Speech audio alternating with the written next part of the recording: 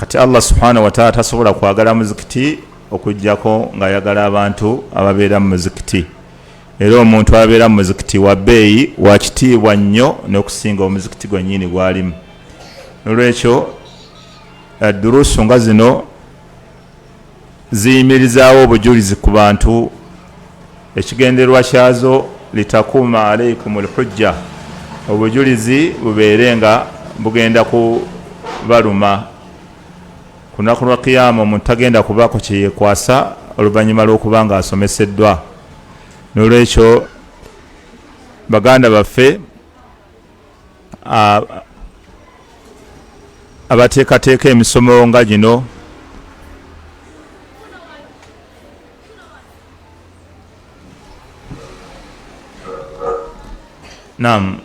baganda baffe abateekateeka emisomo nga gino tulina okwebaza Allah subhanahu wa ta'ala n'okubeera nga tubasabirako ow'ekitiibwa Allahu tabaraka wa ta'ala okubeera nga abateeramu baraka mu bye bakola, okubeera nga abongera amaanyi obuteekateeka emisomo gino mu tawuni, mu bibuga n'ebweru w'ebibuga. Baddu ba Allah tabaraka wa ta'ala, ekyatuteeka ku nsi wano Allah lwaki yatuleeta kwe kubeera nga tumusinza Allah tabaraka wa ta'ala nga tetumugattako kintu kirala kyonna.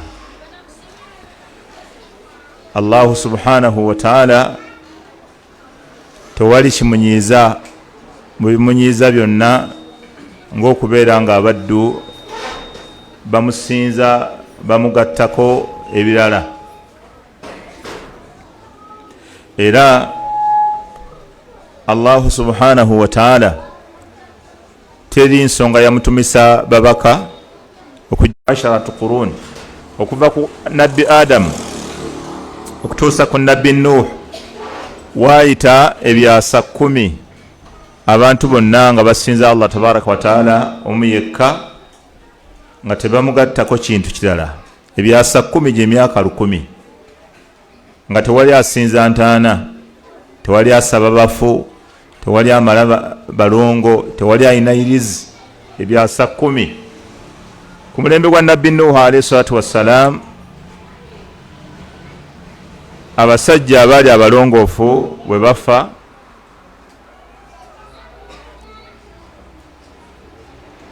abantu abawangala nabo batandika okubeera nga bazimba ku ntaana zaabwe. Katwagala kutunuulira ekigambo kusinza Allah tabaraka wa ta'ala n'obushiriku kiki ekyasookawo. Negino gwenyini omuzindalo tegulina manda kakendere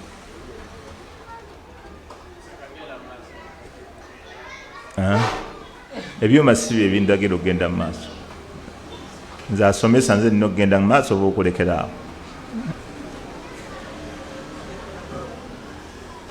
Idhan baddu ba Allah tabaraka wa ta'ala,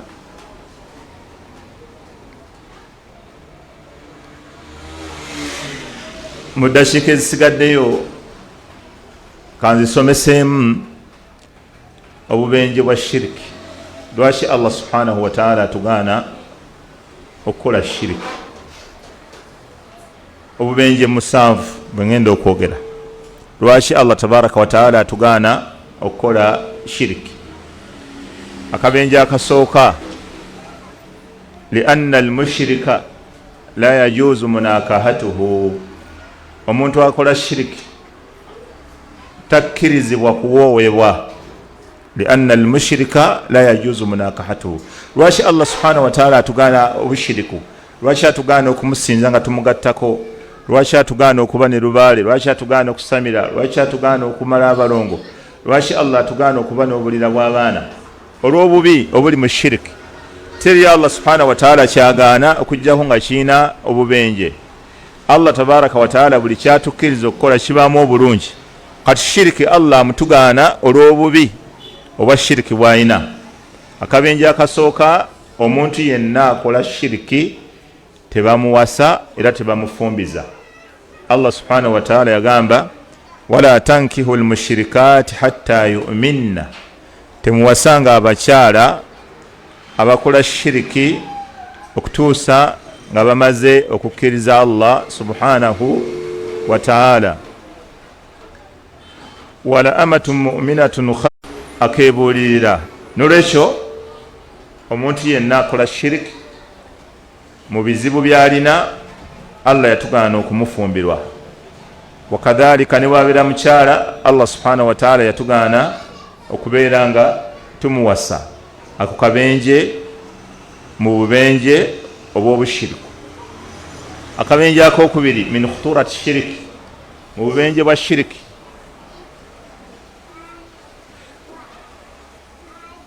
anna almushrika la yatanawaluhu maghfiratu llah, omuntu yenna akola shiriki tagenda kusonyibwa wakitiibwa Allahu subhanahu wa ta'ala. Abantu ffenna tugwa mu nsobi, abantu ffenna tugwa mu byonoono, naye abantu essuubi lye balina oluvannyuma lw'okusobya kwe kubeera nti Allah tabaraka wa ta'ala bamwegayirira, bamwenenyeza n'abeera nga abasonyiwa. Wa amma omuntu yenna alifa ng'afiiridde ku bushiriku tagenda kufuna kusonyiyibwa wa kitiibwa Allahu subhanahu wa ta'ala. Obujulizi ku kyo Allah subhanahu wa ta'ala mu suratu Nisa aya 8 yagamba, inna Allaha la yaghfiru an yushraka bihi wa yaghfiru ma duna dhalika liman yasha wa man yushrik billahi faqad iftara ithman azima. Allah jalla wa ala yaga tasonyiwa kumugattako kyonono kirala. Allah tabaraka wa ta'ala tasonyiwa kumugattako, alisonyiwa ebyonono ebirala kwoyo yenna gwali bayagadde, naye nga tasonyiye omuddu akola shiriki. Era omuddu yenna alifa nga akola shiriki agenda kuba oyo yabula olubula nga lwewala nnyo. Ekyo nekitegeera nti akabenje k'amaanyi nnyo okubeera nga omuntu akola ensobi kuno ku nsi nga mukkiriza musiraamu alina essuubi ery'okusonyiyibwa Allah subhanahu wa ta'ala. Wamma omuntu afudde n'ava ku mulamu buno obwensi ng'abadde agatta ku Allah talinaayo ssuubi lyonna lyakusonyiyibwa Allah subhanahu wa ta'ala. Mu hadisi alladhi rawahu at-Tirmidhi min hadisi Anas wa huwa sahih, mbaka sallallahu alayhi wa alihi wasallam yagamba, hadisi al-Qudus, ya ibna Adam, wange mwana Adam, law ataitani biqurabi al-ardi khataya, singa olijja mu maaso gange nga alina ebisobe biwakola nga bisemberedde okwagala okujjuza ensi eno, thumma laqitani la tushrik bi shay'a, oluvannyuma n'ontunuulira n'onsisinkana n'otuuka mu maaso gange nga bwe ntunula mu byonoono byonna byozze nabyo temuliimu shirk, la ataituka biqurabiha maghfira, Allah agana ngenda kukuleetera ensonyiwa ezenkanankana ng'ebisobyo byozze nabyo. Mu aya endala kyova olaba nga Allahu tabaraka wa ta'ala yennyini aya yaga, inna Allaha la yaghfiru an yushraka bihi wa yaghfiru ma duna dhalika liman yasha. Olaba ne hadisi, waliwo hadisi endala ewa essuubi ery'amaanyi eri bannatawhidi, ate nga hadisi ya bulumi nnyo eri abantu abalifa nga bagatta ku Allah, ye kaadi gye bayinza okuyita last card, senga ziba kaadi. Mbaka Muhammadin sallallahu alayhi wa sallam yagamba, likulli nabiyyin da'watun mustajaba, buli nabbi yenna ow'ekitiibwa Allah subhanahu wa ta'ala yamuwaayo olwanukula, edduwa gy'asaba nga olwanukula luli special nga lwanjawulo, nga bw'asaba Allah ayanukula okusaba kwe. Nabbi agamba, fata'ajjala kullu nabiyyin da'watahu, buli nabbi olusaba lwe yalukozesa. Amakulu bannabbi abaamusooka bayanguyiriza ensaba zaabwe ne bazikozesa. N'agamba, wa inni ikhtaba'tu da'wati, naye nze olusaba lwange nalukereyesa, olusaba lwange nalweresa. Nabbi sallallahu alayhi wasallam waliwo olusaba Allah lwe yamuwa nga lwankizo, nga lwanukulirwawo. Bannabbi abaamusooka baakozesanga ensaba zaabwe, naye agamba olwange nalukereyesa. Lwaki nabbi alukereyesa? Ensonga n'agyogera naga, wa inni ikhtaba'tu da'wati shafa'atan li ummati, nze naluleka olwange nga ngenda kuwolerezaamu bantu bange ku lunaku lw'enkomerero. Abaffe abantu bonna nabbi sallallahu alaihi wasallam agenda bawolereza bayingire mu oluwolereza la yayogera abagenda oddufuna naga fahiya nailatun man mata minhum la yushriku billahi shay'a. Riwaya endala fahiya nailatun insha Allah man mata minhum la yushriku billahi shay'a. Nabbi nagamba oluwolereza olwo lugenda kufunibwa buli omu mu umma yange eyafa ng'okufaayo kwamutuukirako yali talina kyagattako Allah. Kitegeeza abantu bagenda kusigazaayo essuubi ku lunaku lw'enkomerero. Bano nabbi be yali ayogerako ye muntu nga bamubaze naye ng'emirimu giganye tegigenda kumuyisaawo. Omuntu bamubaze tagenda kusobola kuyitawo, bamugambe ogira olindako, n'omulala bamubale bamugambe ogira olindako. Emirimu gy'abantu egiriba tegisobodde kubayisaawo kuyingira jjana bagenda kulinda okuwoleza ku mbaka sallallahu alaihi wasallam. Kyogamba abeebyuma bwebamala obiteekawo tebasobola kutuula tibatuuleza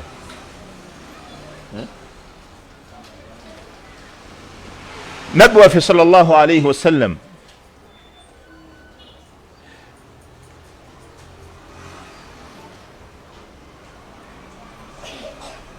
agenda kuwolereza abantu ku lunaku lwa kiyama nga bagenda kubeera nga ebintu bibalemesezza nga tebasobola kuyingira jjana, ng'emirimu gyabwe emirungi tegibayisaawo, basigazeeyo just chance emu balinde okuwolerezebwa kwa nabbi Muhammadin sallallahu alaihi wasallam, nga n'oluwolereza olusaba lwagenda okusaba lwanjawulo. Niyo omubaka alayhi salatu wassalam naga lugenda kufunibwa abo bokka eyafa mu umma yange nga talina kyagasse ku Allah subhanahu wa ta'ala. Ekyo kikulaga, kyongera okukulaga akabenje k'obushiriku. Ate yo hadisi eyongera okuwa essuubi ba ahlu tawhid nti ba ahlu tawhid ne bwali balina ebyamusobako agenda kuba akyalina essuubi ery'okulinda nabbi sallallahu alaihi wasallam amuwolereze. Wa amma ahlu shiriki wa zin sewamu ukolawo ki omushiriku bafumbawo obanga amateeka g'obusiraamu gatambulira ku basiraamu, musajja musiraamu n'omukyala musiraamu. Olaba bino abantu bibabeeramu byogamba gundi yawasizza omukyala atali musiraamu, soogera kumushirika, naye omusajja nga wasizza omukazi mukatuliki mathala nga si musiraamu, oyo mu busiraamu mu shariya basobola omuwayo akalembeekereza akatonotono nga wayogera n'oyo omukyala. Wa amma omusajja wabanga ye mushiriku, omukyala tebamuwayo wadde olunaku lumu, wadde olunaku ng'afumbewo oyo. Kuba nabbi yagamba al islaamu ya'alu wala yu'la alayhi, obusiraamu bwe bubeera waggulu tebabubeera waggulu. Amakulu kitegeeza la yajuzu wilayatu lmuslimi ala lkafir au wilayatu lkafiri ala muslimi, la yajuzu bal aks dhalika la yajuzu wilayatu alkafir ala muslim. Tekikkirizibwa omusajja atali munnayimaani atali mukkiriza omushiriku okubanga yawa ebirowoozo, yawa amateeka, yafuga omukyalo omusiraamu. Tekiriyo, era obwo obufumbo tebuliyo mu shariya, bali bubeera bwenzi ne bwaba baddemu emyaka 10 ne bwaba azaddeyo abaana naye nga gwazaalamu musajja mushiriku, abalibwa nti abaana bonna abazadde mu bwenzi, bonna abalibwa nti abazadde mu bwenzi. Ekyo kikulaga obubi bw'obushiriku. Shiriki atta emirimu gyonna. Omubaka alayhi salatu wassalamu bwe yasenguka n'ava e Makka n'agenda e Madina, waliwo abooluganda lwe abaasigalayo e Makka, waliwo abooluganda lwa nabbi Muhammadin sallallahu alaihi wasallama abaasigala e Makka.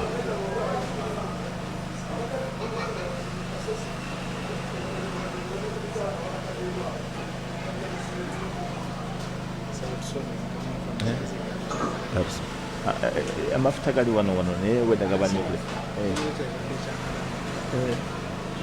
hai ndikuno kwegwe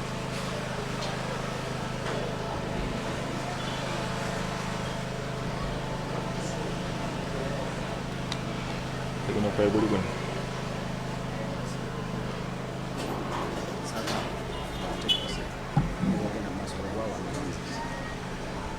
طيب بعد الله تبارك وتعالى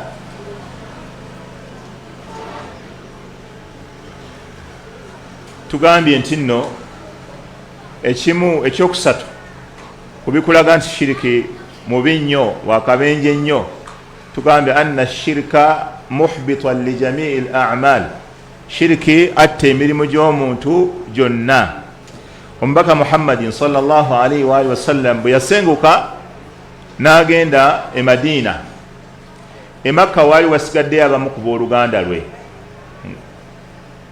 abooluganda lwa nabbi abaali basigadde e Makka kyebaba Allah subhanahu wa ta'ala ati aj'altum siqayata alhajji wa imarata almasjidi alharami kaman amana billahi wal yawmil akhir Allah subhanahu wa ta'ala abagamba mwe mufudde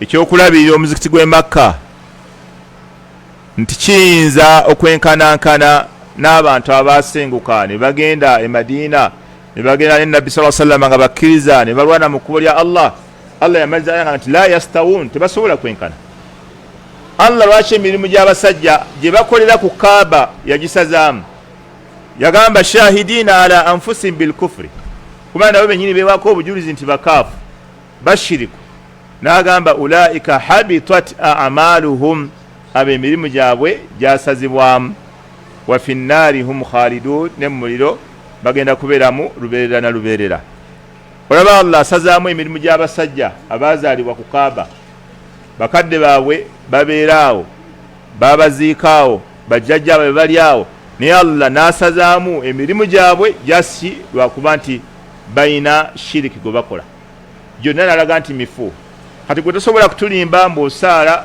gwe mukulu w'ekika osaala gwe mukulu w'essiga osaala ate olina abalongo osaala olina irizi osaala olina lubaale n'ogamba nti esswala zituuka teri swala n'emu yali etuuse esswala z'omushiriku zonna nfu Allah subhanahu wa ta'ala mu suratu al-an'am yayogera bannabbi 18 bwe yamala n'abawaako komenti wansi nga walau ashraku la habita anhum ma kanu ya'malun senga bakolako ku shiriki byonna bye bakulembeza okukola Allah subhanahu wa ta'ala yali agenda bisazaamu bwe yamala n'ayogera ku nabbi waffe yekka Muhammad sallallahu alaihi wasallam nga amwawudde mu suratu Zumara n'amugamba walaqad uhiya ilayka nakussaako obubaka wa ila alladhina min qablika bwe bubaka bwe bumu bwe nassa ku bannabbi abaakusookawo la in ashrakta senga wangattako la yahbatanna amaluka emirimu gyo gyonna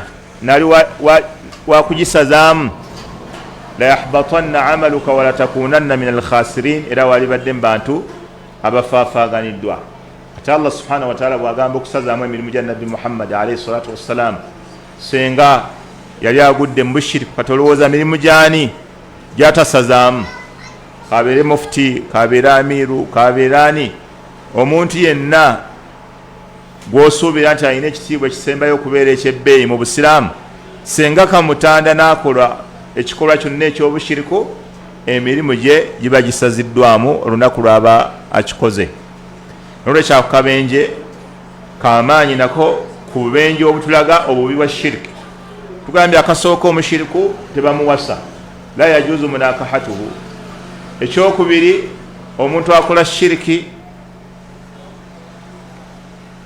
la yatanawaluhu maghfiratullah tagenda kusonyiyibwa Allah subhanahu wa ta'ala akabenje akokusatu anna shirika muhbitun li jamii al-a'mal anna shirika muhbitun li jama bagenda kubeera mu jahannama nolwekyo kikulaga obubi bw'ezambi kyobalaba Abdullah ibn Mas'udi yabuuza nabbi sallallahu alaihi wasallam ya rasulallah ayu dhanbin a'zam nabbi zambi kyeri kyasinza okubeera eddene n'amugamba antaj'ala lillahi nidda wa huwa khalaqaka kwe kusinza Allah subhanahu wa ta'ala naye ng'ate ebbali wa Allah inayo by'osinza ebirala ng'ate okimanyi Allah yakutonda. Yamugamba eryo lizzambi erikyasinze okubeera eddene. Era omubaka alayhi salaatu wassalamu buli lwonna lwe yayogeranga ku mazambi amanene yakulembezanga bushiriku. Ala unabbiukum bi akbari bikabairi athalatha, abange mbabuulire ku mazambi agasinga obunene asatu. Omubaka alayhi salaatu wassalamu yasoosa bushiriku, yasoosa gatta ku Allah subhanahu wa ta'ala.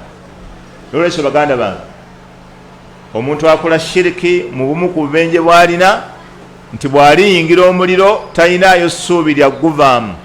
So nga ate abantu abalala abaafa nga bafiiridde ku mazambi amanene ng'okutta, ng'okubba, ng'okulya riba, ne bwe baliba baseeredde ne bayingira mu muliro jahannama balina essuubi ly'oguvaamu singa baba nga tebaagatta ku Allah subhanahu wa ta'ala.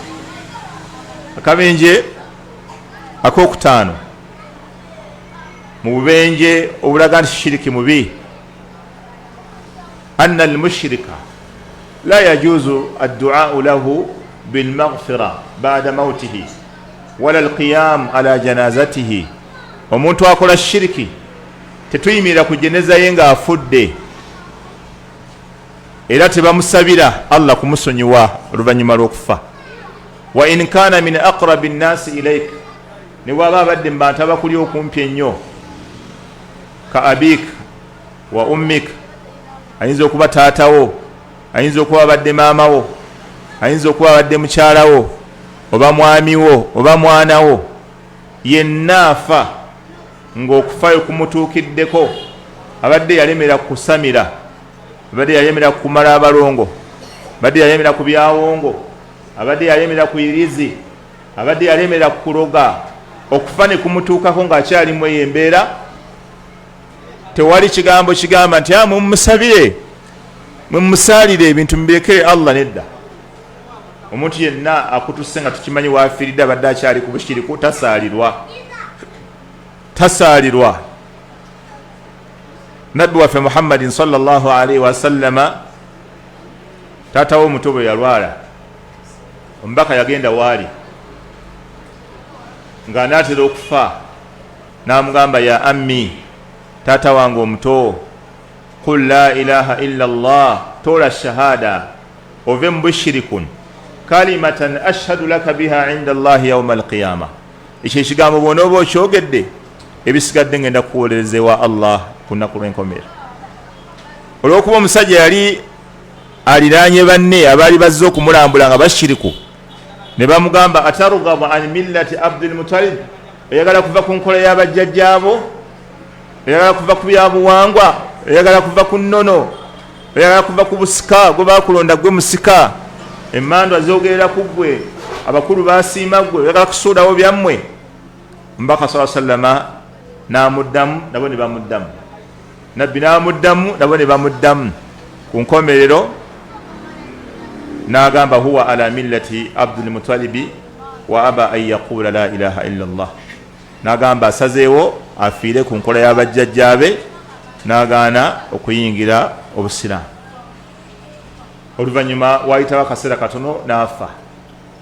Omubaka sallallahu alaihi wasallama yafuluma okuva wali taata we nga munakuwavu, ng'amaziga gamuyitamu. Bwe yatuuka mu lujja nga wali, n'agamba la astaghfiranna lak ma lam unha anka, ngenda sigala nga nsaba Allah akusonyiwe ebbanga lye nnaamala nga sinnagaanibwa.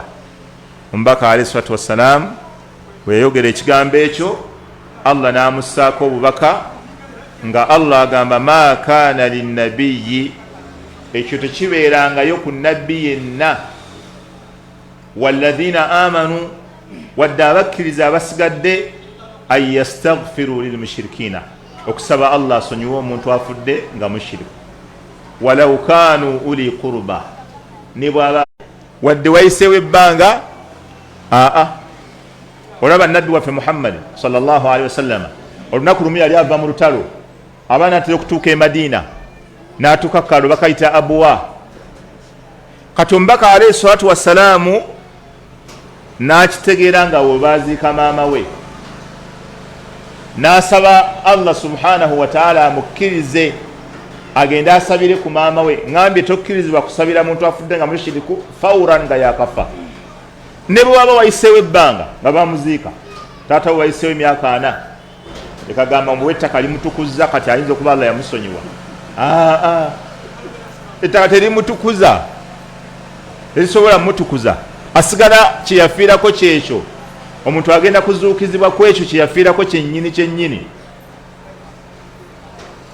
nabbi waffe sallallahu alaihi wasallam bw'atuuka mukaala ako nabbi agamba sta'dhantu rabbi nasaba Allah wange an ya'dhana li an astaghfira li ummi oba astaghfartu rabbi an astaghfira li ummi nasaba Allah tabaraka wa taala nzikirize nsabe asonyiwe maama wange falam ya'dhan li Allah natanzikiriza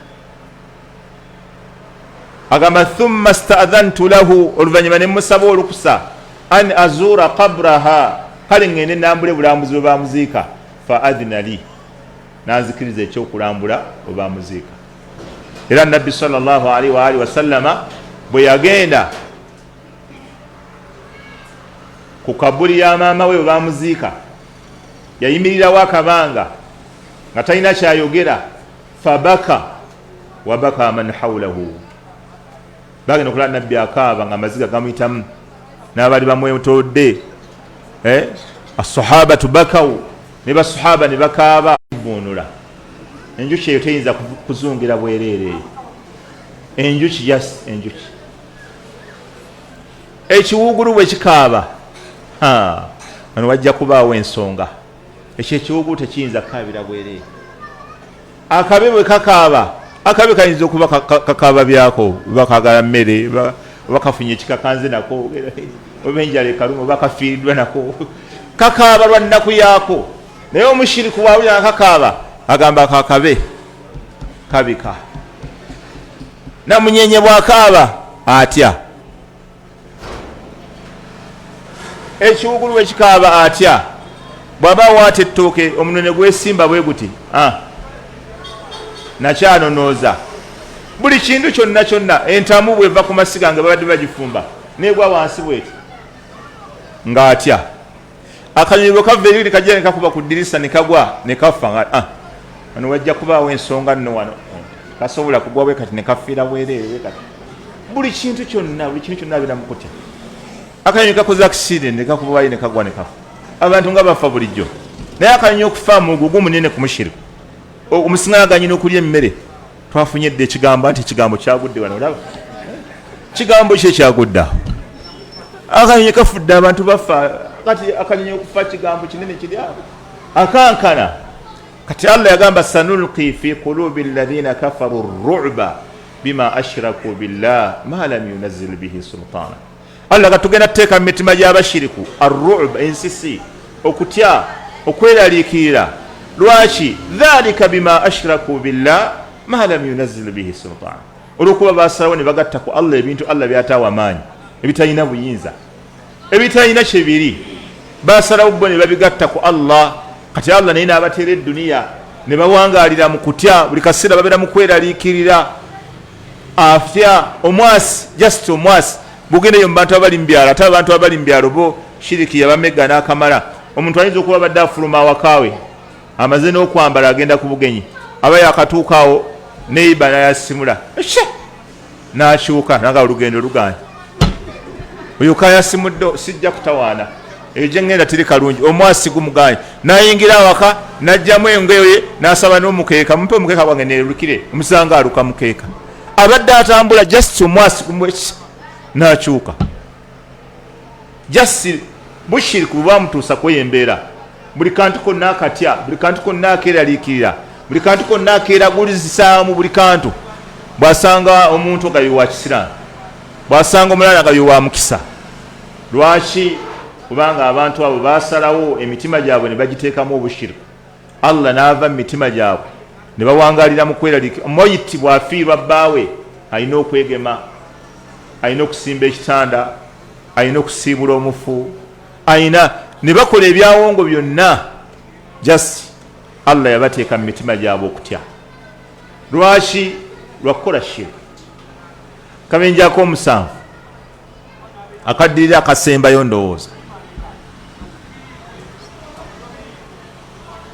wa min khuturati shiriki, obumu ku bubenje bwa shiriki, anna shirika a'zamu dhulumin fil ardi, shiriki bwe bulyazaamaanya obukyasinza okubeera obunene ku nsi kuno. Tewali mulyazaamaanya nga mushiriku, kubanga omushiriku alyazaamaanya Allah subhanahu wa ta'ala. Omushiriku alyazaamaanya Allah. Allah subhanahu wa ta'ala yatulagira kusinza ye, ate omushiriku asinza bitali Allah subhanahu wa ta'ala. Allah subhanahu wa ta'ala ow'ekitiibwa yatugamba ng'ayisa ku lulimi lwa nabbi lw'omuddu wa Allah ayitibwa Lukumaani. Bamu bagamba ni nabbi. wa idh qala Lukumaanu libnihi wa huwa ya'iduhu ya bunayya la tushrik billah inna ash-shirka la dhulmun adhim. Allah gamba jjukira Lukumaani lwe yagamba omwana we, mwana wange togattanga ku Allah, kubanga obushiriku bwe bulyazaamaanyi obukyasinza okubeera obunene. Ne mu suratu Al-An'am Allah yagamba alladhina amanu wa lam yalbisu imanahum bidhulmin ulaika lahumul amnu wa hum muhtadun. Allah gamba zima abakkiriza obukkiriza bwabwe ne batabutabulamu bulyazaamaanya abo be balina emirembe ku nsi kuno era be balungamu. Basahaba baabuuza nabbi ya rasulallah ani mufaate eryazaamaanya? Nabbi n'abagamba temwawulira ekigambo ky'omuddu wa Allah omulongoofu Lukumaani bwe yali agamba omwana we, yamugamba ya bunayya la tushrik billah, mwana wange togattanga ku Allah, inna shirika la dhulmun adhim, kubanga shiriki bwe bulyazaamaanyi obukyasinza okubeera obunene. Baddu ba Allah, Allah bwakubanga ezzadde bannabbi ba Allah tabaraka wa taala bonna batuuzanga abaana baabwe nga banaatera okufa nga babalaamira busiraamu. Wakadhalika akabenje akasembayo mu bubenje bwa shiriki, abamanyi bagamba anna almushrika la aqila lahu, omuntu akola shiriki bankifunule ntya omuntu akola shiriki ziba zaavaako ziba zaavaako. Lakira mugugwa yangambye ziba zaavaako, abatategeera bulungi. Omuntu akola shiriki aba avaako, kubanga yolooza nze ngambye nti aba avaako. Ansooke ntusomeni aya, qul afaghayra allahi ta'muruni a'budu ayyuha aljahilun. Ate kikyobuuza, qul bagambe afaghayra allahi, atali Allah, ta'muruni gwe mundagira, a'budu nsinze, ayyuha aljahilun sekabasika mwabadoma mwabadoma. Kati omushiriku akubeerako awo ye maama wo, mwana wange gwoganidde emizikiti gy'okukolooza jangu oterereza ebintu, maama wo Allah amugambye afaghayra allahi ta'muruni a'budu ayyuha aljahilun walaqad uhiya ilayka wa ila alladhina min qablika la in ashrakta la yahbatanna 'amaluka wa la takunanna min alkhasirin. Okiraba omushiriku yakhi ye muntu atalina bwongo, kyobola abaliisa bannaabwe ebikyafu, baliisa bannaabwe ebikyafu, ye byatasobola kulya abiriisa munne. Omushiriku asobola okutta omwana we, omushiriku asobola okutta maama we, omushiriku asobola okutta taata we, omushiriku asobola okutta bbaawe. Oluwombo bye bateekamu ye tasobola birya, senga tabirya naye ate abiteeramu omwami azze okuwasa ewaawe yabirye.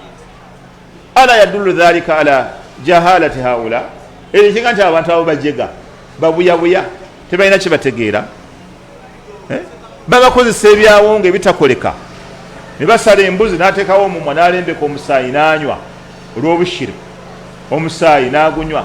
Abashiriku bwe babeera mu balongo nga bazina we bawemula we bakuba bagagamba aganene, okiraba ekiraga bushiriku.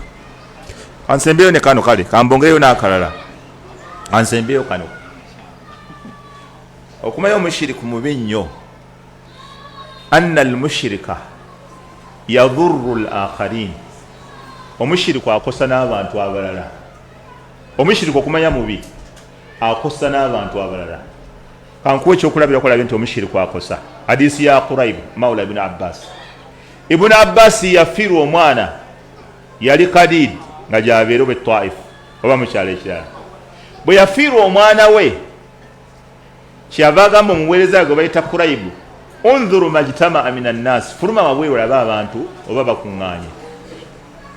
Fakharaja Quraib n'afuluma wabweru n'atuuka abantu nga gye bali n'akomawo n'amuga kad jitama annas, abantu bakuŋŋaanye we bali. Ibn Abbas n'amugamba takuluhum 40, kyogamba abantu abo bakuŋŋaanye bawera 40? Qala na'am, n'amugamba bawera. Qala ukhruju, n'agamba mufulumye omwana nusalli alayhi tumusalire. Fa inni sami'tu rasulallahi sallallahu alayhi wasallam yaqulu, nawulira omubaka wa Allah ng'agamba. Kati wulira omushiriki wakoseza weewano. Ibn Abbas kati asomesa hadisi eno. Nawulira omubaka wa Allah ng'agamba ma min mayyiti yamutu, tewali muntu ayinza kufa.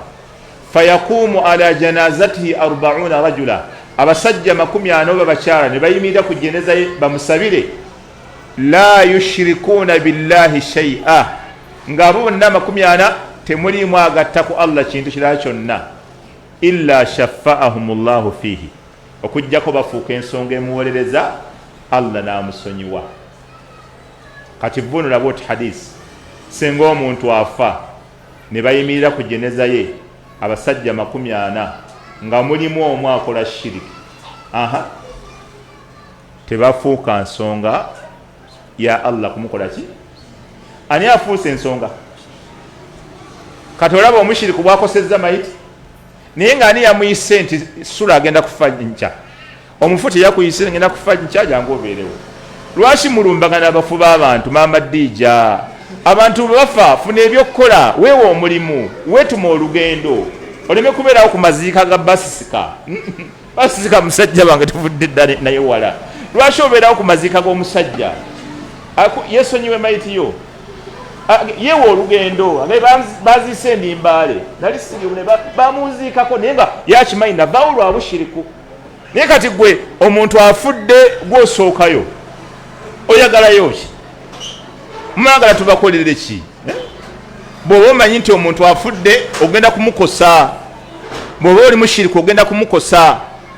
Era bwe muba mulaba omuntu ali awo nga mushiriku aw'okufiirwa awo nga awafudde abantu, mumutuma omulimu, ne bw'omulayini muyite jangu tuyambeko ne wammanju aseeseemu, mumuwe okugabula, mwebagabula agenda agabula abantu.